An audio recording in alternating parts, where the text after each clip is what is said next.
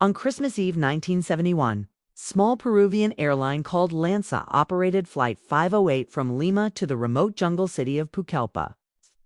The Lockheed Electra turboprop carried 92 people, most of them excited to spend Christmas with their families. Among the passengers were 17-year-old Juliane Koepcke and her mother, Maria. They were heading deep into the Amazon rainforest to join Juliane's father at the family's remote biological research station, Panguana, because Juliane had stayed back in Lima for her high school graduation ball. The only seats left were on this notoriously unreliable airline. Her father had repeatedly warned them never to fly Lanza. 30 minutes into the flight, the plane flew into a massive thunderstorm over the endless green ocean of the Amazon. Lightning flashed, the aircraft shook violently, luggage shifted, and oxygen masks dropped. Then, at around 10,000 feet, a bolt of lightning struck the right wing. The wing broke apart and the aircraft disintegrated midair. Juliane, still strapped to her row of 3 seats, suddenly found herself falling through the storm. She lost consciousness. She woke up the next morning, Christmas Day, on the jungle floor, still buckled into her seat. Rain was pouring. Her glasses were gone. One eye was swollen. Her collarbone was injured. Her arm was deeply cut. And she had a severe concussion. She was alone in one of the densest rainforests on Earth. For days, search planes and helicopters flew overhead, but the canopy was so thick that no one spotted the wreckage scattered across miles. After 10 days, the rescue operation was called off. Everyone was declared no longer alive, but Juliane survived. She remembered the most important lesson her father, a biologist familiar with the jungle, had taught her. If you're ever lost in the rainforest, find flowing water and follow it downstream. So that is exactly what she did.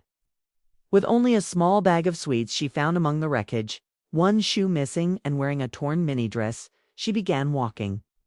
She drank droplets from leaves to stay hydrated. She avoided poisonous frogs, large spiders, and caimans.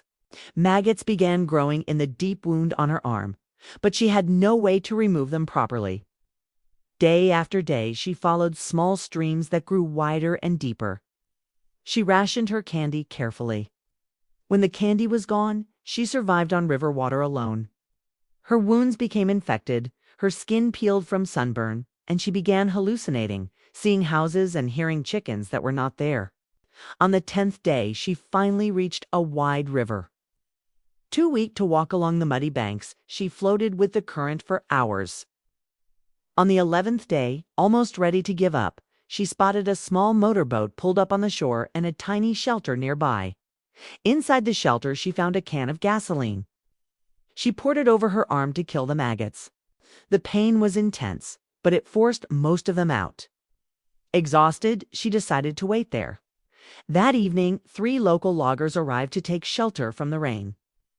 When they saw a pale, injured teenage girl with swollen red eyes emerge from the darkness, they were frightened, thinking she might be a river spirit from local legend. Juliane, in broken Spanish, told them, "I'm a survivor of the plane that crashed. My name is Juliane." Men fed her, cleaned her wounds, and the next day took her by canoe to the nearest village. From there, she was flown to a hospital and finally reunited with her father. Juliane Koepcke, now known as Juliane Diller, remains the sole survivor of LAN's of Flight 508. She later learned that at least 14 other passengers initially survived the breakup of the plane. But they stayed with the wreckage, waiting for rescue, and did not make it. She did not wait. She walked, crawled, and floated her way out. Today, at 71 years old, Juliane is a renowned biologist and librarian in Germany. She still spends part of each year at Panguana, the same research station her parents founded. She has said the jungle never really left her. For decades, she was haunted by nightmares and survivor's guilt, constantly asking, "Why me?" Her answer eventually became simple: because she kept moving. Juliane Koepcke's 11-day journey through the Amazon, after falling 10,000 feet, is considered one of the greatest survival stories in aviation history. It is a testament to knowledge, courage, and the refusal to give up, even when the entire world believes you are no longer alive. Please like, subscribe, and share this video to support the channel.